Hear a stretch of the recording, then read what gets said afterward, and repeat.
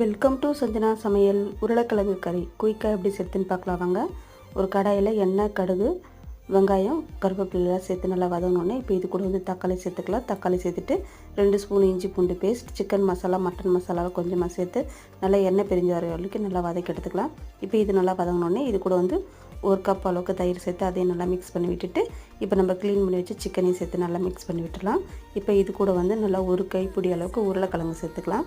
சேர்த்து விட்டுட்டு நல்லா ரெண்டையும் சேர்த்து நல்லா மிக்ஸ் பண்ணி விட்டுட்டு இது நல்லா வதங்கி சுருண்டு வந்தோடனே இதுக்கு தேவையான அளவுக்கு நம்ம 2 ஸ்பூன் குழம்பு மிளகாய் தூள் சேர்த்துக்கலாம். சேர்த்து விட்டுட்டு நல்லா ஒரு வாட்டி நல்லா மிக்ஸ் பண்ணி விட்டுட்டு இப்போ இதுக்கு தேவையான அளவுக்கு தண்ணி வச்சுக்கலாம். நல்லா தண்ணி நல்லா தாராளமாகவே வச்சுக்கலாம். நான் 2 செம்பு அளவுக்கு தண்ணி வச்சுக்கிறேன். சேர்த்து விட்டு ஒரு வாட்டி நல்லா மறுபடியும் மிக்ஸ் பண்ணி விட்டுக்கலாம். இப்போ இது நல்லா கொதித்து தண்ணி ஃபுல்லாக வற்றி வந்தோடனே லாஸ்ட்டாக நம்ம புதினா மல்லி தூவி இறக்கணும். நம்ம உருளைக்கிழங்கு கறி சூப்பராக ரெடி ஆகிடும். பிடிச்சிருந்தா நீங்களும் வீட்டில் ட்ரை பண்ணி பாருங்கள்.